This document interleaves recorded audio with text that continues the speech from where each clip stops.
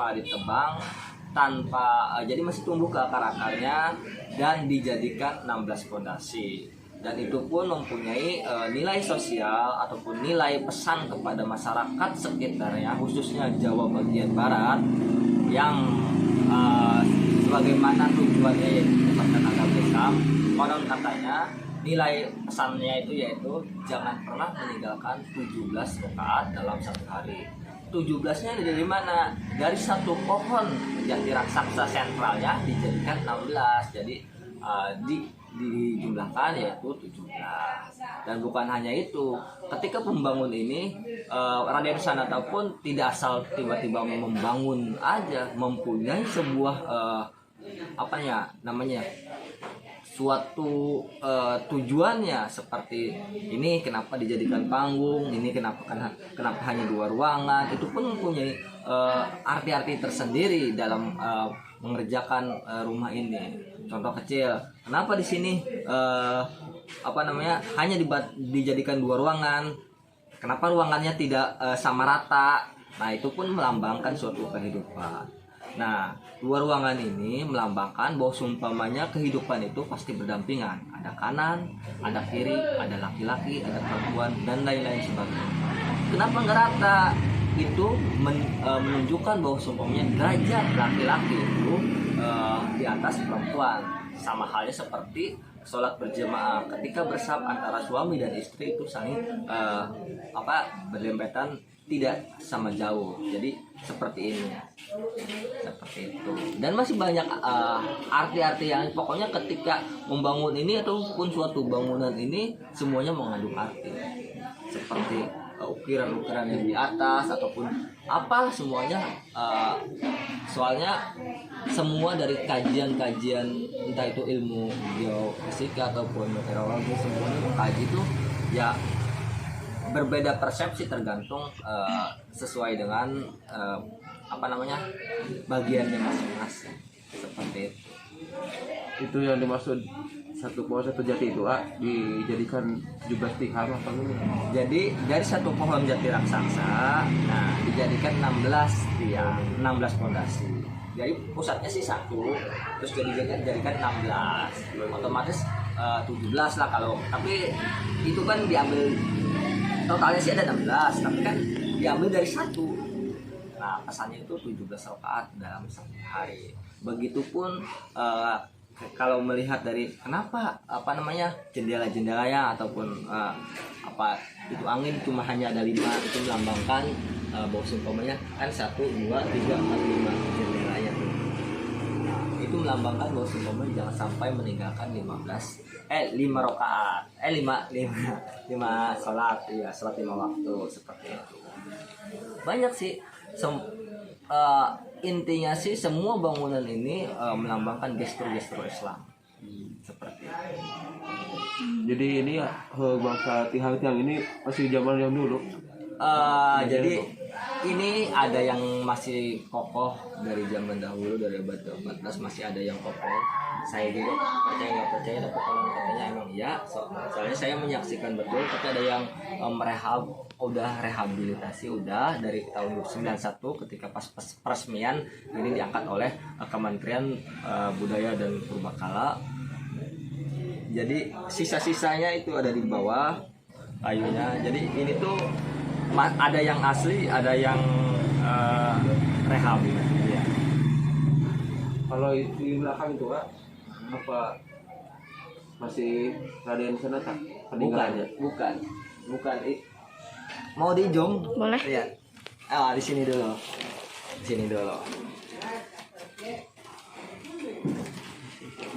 Nah, ini adalah pusaka-pusaka peninggalan dari beberapa keturunan Raden Sanata. Ini peninggalan dari keturunan ke-8 yaitu Buyut Sarte. Pada abad ke-17 ataupun 18 ini ditemukannya. Kalau pusaka-pusaka dari Raden Sanata dari abad ke-14 itu hanya beberapa yang ditemukan. Jadi hampir kebanyakan itu pun yang ditemukan bukan disimpan di sini, tapi di pusatnya di Kementerian Pariwisata Budaya Purbakala seperti itu. Kalau Kalau ini ada pedang, keris dan lain-lain sebagainya. Ini difungsikan sebagai suatu ritual dan untuk mempertahankan hidup dari pada saat itu terjadi gejolak pemberontakan, entah itu dari dalam negeri ataupun dari luar negeri yang ingin menguasai tanah wilayah Jawa bagian barat. Dan konon katanya tanah Jawa bagian barat itu mengandung sumber daya alam yang melimpah, entah itu dari rempah-rempahnya ataupun dari segi alamnya, seperti itu. Dan mari kita lihat ke sini.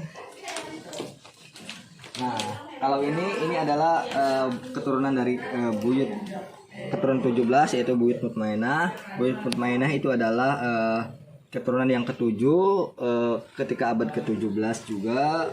Nah, dari kujang, keris dan lain-lainnya. Nah, kalau yang ini adalah peninggalan dari Prabu Siliwangi kedua. Ini adalah busur panah. Satu-satunya yang ketika abad ke-14 yang masih disimpan di sini ya ini. Ini bukan milik Raden Sanata, tapi ini milik Prabu Siliwangi yang pada saat itu turun langsung untuk menghimbau kepada saudaranya yaitu Raden Sanata untuk tidak menyebarkan agama Islam karena tidak sesuai dengan paham yang dianut oleh Prabu Siliwangi. Ini adalah busur panah. Konon katanya anak panah yang dilontarkan oleh Prabu Siliwangi itu ke arah utara, dan konon katanya tanah yang tersebut dulunya itu adalah hambus, tidak produktif, tidak mengandung banyak air. Dan sekarang ketika anak panah itu dilontarkan ke arah utara, tanah tersebut sekarang sudah produktif menjadi banyak ribuan liter air dan bisa menjadi suatu ladang pertanian yang begitu melimpah seperti itu.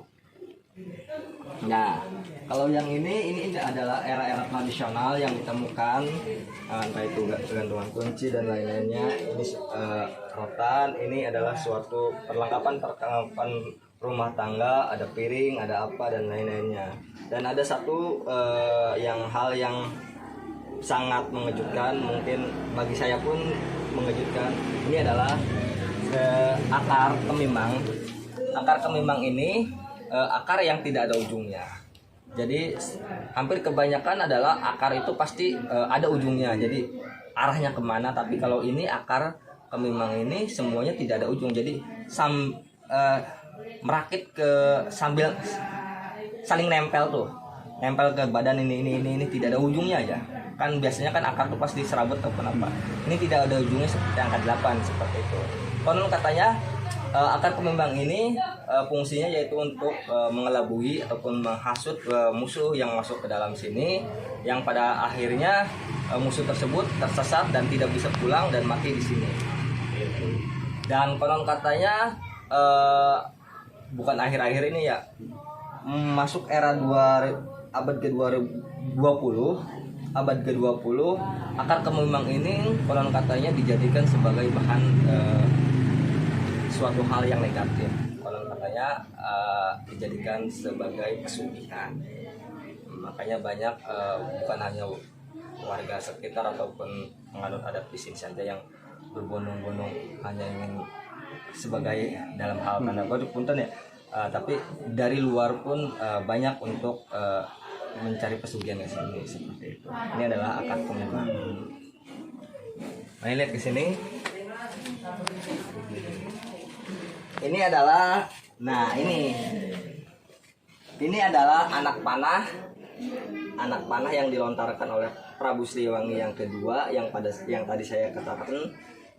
Anak panah ini dilontarkan ke arah utara, yang sekarang tanah tersebut menjadi produktif dan dikatakan ataupun disebut sekarang namanya Blok Lontang Jaya. Asal usulnya karena Prabu Siliwangi melontangkan anak panah tersebut ke arah tanah tersebut, makanya disebut Lontang Jaya dan Sumurwiru. Sumurwiru kenapa? Karena tadinya tidak mengandung air, sekarang banyak air seperti itu. Nah, ini adalah anak panahnya yang dimiliki oleh Prabu Siliwangi. Nah, kalau ini adalah tombak yang kebetulan ini dimiliki oleh salah satu keturunan dari Raden Sanata dari abad ke-16. Ini fungsinya sebagai ketahanan ataupun senjata untuk bertahan hidup. Karena pada saat itu mata pencaharian Panjalin itu selain bertani yaitu ya berburu untuk mempertahankan hidup dengan mencari makannya seperti itu.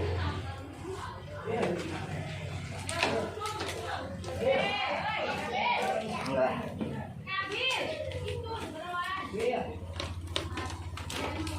Nah, ini adalah pohon jati raksasanya. Sentralnya ini, pohonnya ini yang masih tumbuh ke akar-akarnya tanpa ditebang itu ya ini. Dan sisanya dijadikan 16 pondasi itu ya ini. Ini adalah pohonnya. Jadi dulu konon katanya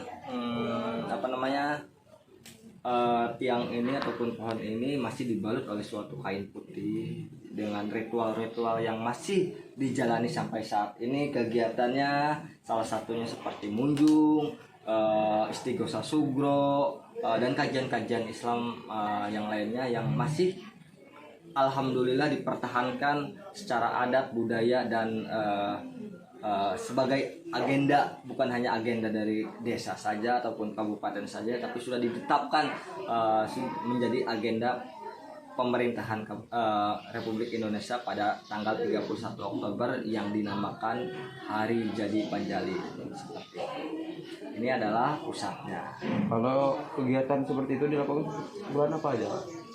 Biasanya ketika Hari Jadi Panjalin yaitu tanggal 31 Oktober. Itu kan ditetapkan oleh kementerian. Jadi sudah ditembuskan ke kedinasan-kedinasan tertentu, entah itu Dinas Pariwisata Budaya dari provinsi, entah Dinas Pariwisata Kabupaten. Maksudnya tanggal 31 Oktober itu Hari Jadi Panjalin ya harus dimeriahkan, karena jangan sampai meninggalkan ataupun memusnahkan suatu warisan budaya Nusantara, salah satunya yaitu rumah adat Panjalin yang sudah terbilang tua ataupun mempunyai nilai wasiat yang tersendiri, makanya dijadikan agenda. Nah, untuk kegiatannya tersendiri biasanya ada 7 hari pada tanggal 24 sampai 31 Oktober biasanya diadakannya. Kegiatan-kegiatannya meliputi yaitu pertama kegiatan kuliner tradisional. Jadi kuliner bukan hanya kuliner dari Panjalin saja ya, tapi kuliner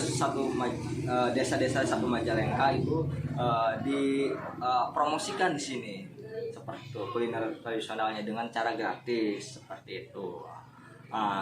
Untuk selanjutnya kegiatan seperti olahraga tradisional, permainan tradisional, penyanyian tradisional, ataupun cerita budaya dan karnaval budaya, arak-arakan, masih banyak lagi. Dan puncaknya yaitu ya istighosa kubro, doa bersama antara masyarakat, tokoh agama, tokoh ahli dan lain-lain sebagainya di sini.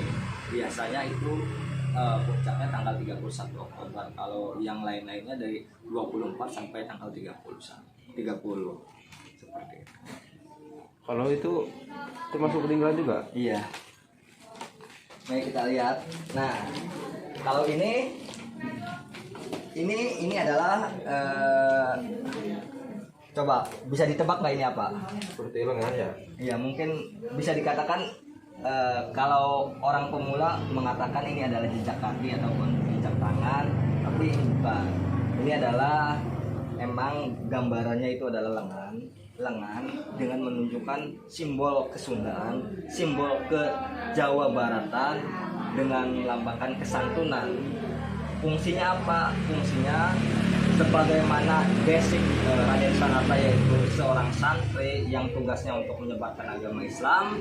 Nah, akhirnya Raden Sanata berinisiatif untuk membuat suatu petunjuk arah dengan melambangkan kesopanan atau kesantunan ciri khas orang Jawa Barat dengan melambangkan tangan seperti ini. Seperti itu. Ini hanya ditemukan 3 karena yang satunya sudah terkikis dimakan rayap. Jadi kita mencoba dirawat, dijaga, jangan sampai punah.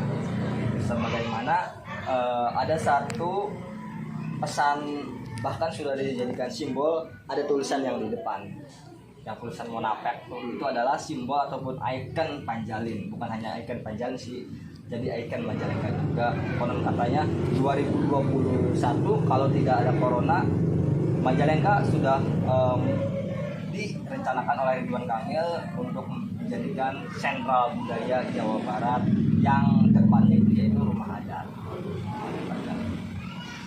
Ini buat dari kayu jati juga. Ini kurang hafal dari kayu jati ataupun kayu apanya sih, yang pastinya kita sebagai keturunan dan pengelola menemukan ini dan harus dijaga, dirawat dan dilestarikan seperti ini. Termasuk ini juga. Nah, kalau ini beda.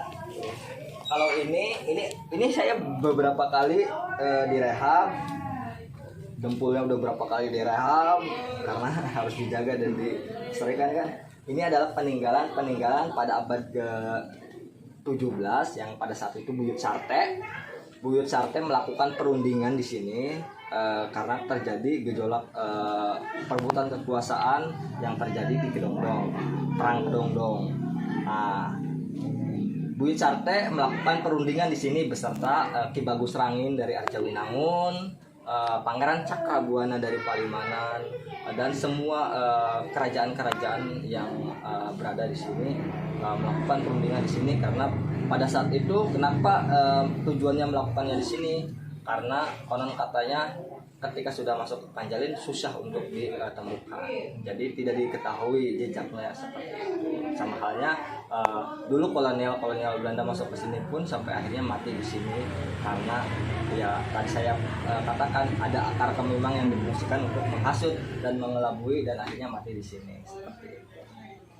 Ini adalah bukti masih ada cuma 2 meja dan kursi yang difungsikan sebagai tempat perundingan perang Kedongdong yang dimotori oleh Buyut Sarte, Ki Bagus Rangin dan Pangeran Cakrabuana. Seperti itu. Berarti kalau rumah ini tuh sudah ada sejak zaman penjajahan atau belum? Penjajahan tuh sudah masuk sebelum abad ke-13. Cuma diketahuinya Belanda itu bukan hanya Belanda ya yang masuk ke sini sebenarnya sih. Konon katanya cerita dari leluhur saya ya. Semua yang dari Eropa tuh masuk, entah itu Portugis, entah itu dari Spanyol masuk ke sini, cuma tidak secara menjajah secara seperti Belanda yang memaksa masyarakat sipilnya untuk kerja bakti ataupun kerja paksa. Itu sih tidak, hanya kesini hanya untuk tujuannya berdagang seperti itu. Berdagang itu dalam arti membeli dengan secara murah dari hasil alam di sini seperti itu. Ya hasil di sini kan melimpah rempah-rempahnya. Jadi kesannya bukan menjajah sih dulu mah seperti itu. Akhirnya ketika pada saat itu Indonesia sudah terlihat kekayaan alamnya melimpah, Belanda lah yang menguasai dengan sistem tanam paksa yang dipimpin oleh POC tersebut. Dulunya juga ini atapnya genting apa bukan? Kalau atapnya dulu rumah ini pun dulu tuh dibangun tanpa ada logam satu sama lain. Jadi tidak ada logam, semuanya berbau alam. Jadi logam pun diganti dengan cara pasak menggunakan kayu yang dimasukkan ke dalam dan diikat secara kuat dan akhirnya kokoh, dan atasnya pun dari serba alam, semuanya serba alam pokoknya, tidak ada dari sistem modernisasi ataupun tradisional, semuanya serba primitif. Atapnya konon katanya dari hasil alam, entah itu dari jerami ataupun injuk ataupun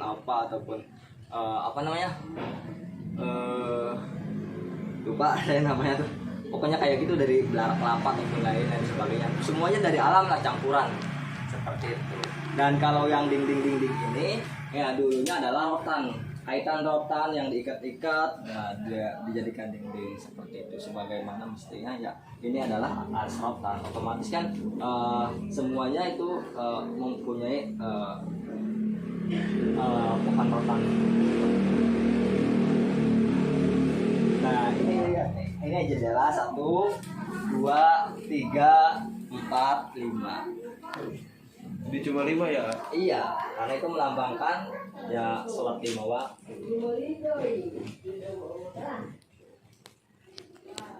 Jadi pintu cuma di depan doang apa? Dua dulu, Ak?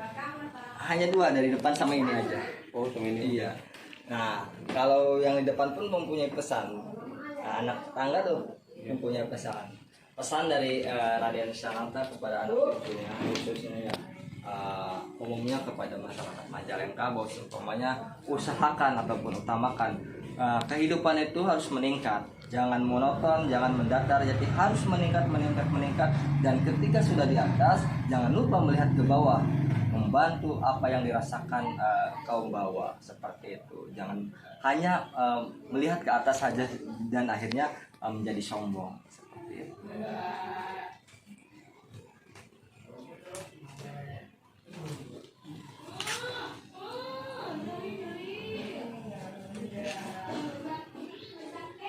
Masih ini kan ada yang tali-tali tua. Ya. Tali yang dulu atau bukan? Kalau ini tali yang dulu awalnya apa namanya pakai rotan diikat-ikat, cuma karena pada saat itu keturunan maksudnya sesepuh ataupun leluhur kami ya sama keturunan dari Raden Sanata apa namanya mempunyai kerbau banyak, akhirnya ketika sudah apa namanya kropos sudah tidak layak pakai, digantilah sama tambang kerbau. Jadi ini dulunya bekas tambang kerbau. Iya. Seperti itu.